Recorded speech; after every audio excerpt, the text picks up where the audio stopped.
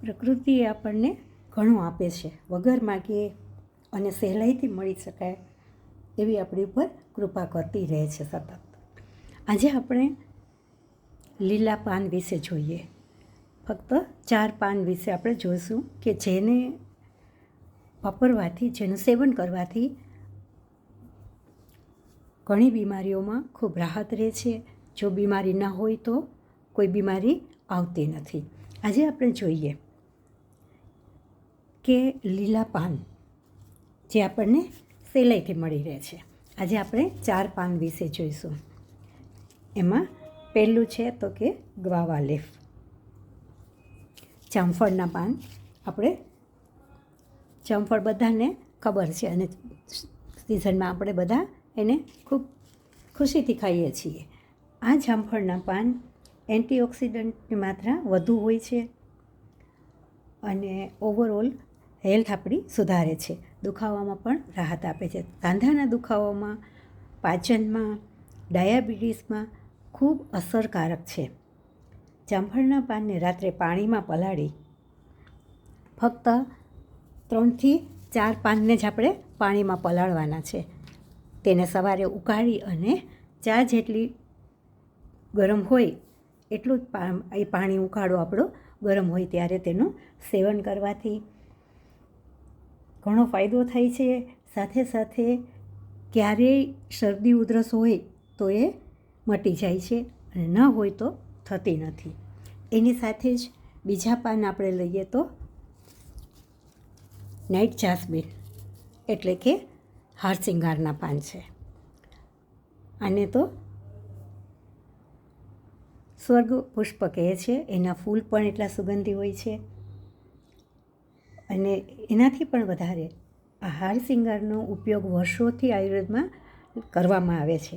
સાંધાના દુખાવામાં તો રામબાણ ઇલાજ છે અને અસ્થમા, શરદી, ઉધરસ કે જો કફ હોય તો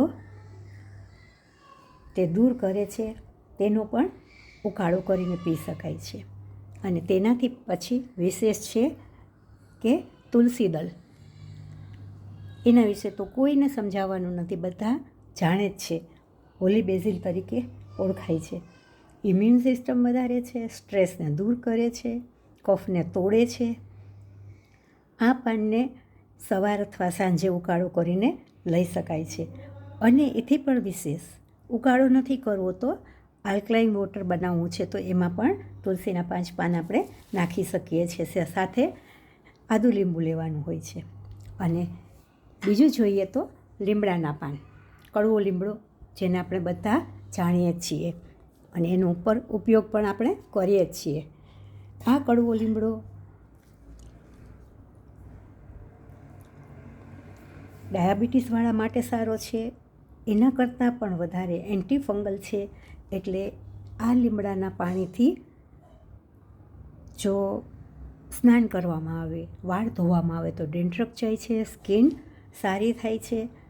અને ચાવીને 5 પાન એના ખાવામાં આવે તો પેઢા મજબૂત થાય છે અને દાંતમાં સડો થતો નથી. હવે આ 4 પાન છે આપણે જાત જાતના જોયા. આ પાન આપ ઉકાળો કરીને પણ લઈ શકો છો. જો ન લેવાય તો એનો સુકવણી કરીને પાવડર ફોર્મમાં પણ લઈ શકાય છે. માત્ર અડધી ચમચી લેવી.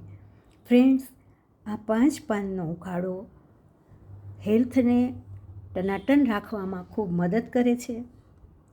ફક્ત આપણે ધ્યાન રાખવાનું કે જો કોઈ દવા કે ટ્રીટમેન્ટ ચાલતી હોય તો ડૉક્ટરની સલાહ લઈને જ સેવન કરવું. બાકી પ્રકૃતિએ ખૂબ આપણી ઉપર ઉપકાર કર્યો છે માનવજાત ઉપર કે ખાલી 4 થી 5 પાન આપણને હેલ્ધી રાખવામાં મદદરૂપ છે.